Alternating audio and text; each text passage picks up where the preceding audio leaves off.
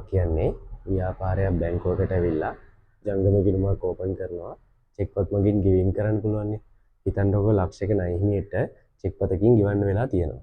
හැබැයි අපේ account balance එක තියෙන්නේ 60000යි. 60000ක account balance එක තියාගෙන ණය හිමියෙක්ට ගෙවන්න බැරි හින්දා ලක්ෂයක බැංකුව අපිට කියනවා ඔයාලට මදි සල්ලි ටික අපි දාලා සම්පූර්ණ ලක්ෂයම ණය හිමියට අපි ගෙවමු. ගෙවලා ණය හිමියා ක්ලෝස් කරලා දාමු. පස්සේ බැංකුව අපිට කියනවා අපි ඔයාලා වෙනුවෙන් ගෙවපු සල්ලි ටික අපිට ආපහු දෙන්න කියලා. ඔන්න ඕකට තමයි බැංකුව හිරාව කියන්නේ. නිර්වචනයක් විදිහට කිව්වොත් ව්‍යාපාරය ජංගම ගිණුමේ ශේෂය ඉක්මවා චෙක්පත් නිකුත් කරද්දී බැංකුව ඒවට ගෙවීම් කිරීම නිසා ව්‍යාපාරය බැංකුවට ණය ගෙතිවන අගය. ඒ කියන්නේ අපිට ලක්ෂයක ණය හිමියෙක් හිටියා. අපේ account balance එක 60000ක් තිබ්බා. අපි වෙනුවෙන් 40000ක් බැංකුව ගෙවපු හින්දා අපේ බැංකුව හිරාවේ වටිනාකම රුපියල් 40000යි. සාමාන්‍යයෙන් බැංකුව ගිණුම කියන්නේ ව්‍යාපාරයට වත්කම් ගිණුමක්.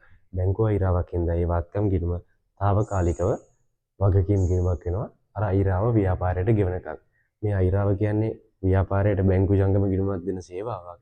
ඒ හින්දා මෙයාලා මේකට පොලියක් අය කරනවා. බැංකුව හිරා පොලිය කියලා. මේක අපේ ලාභ වහලා ප්‍රකාශයේ මූල්‍ය වියදමක් විදිහට එනවා.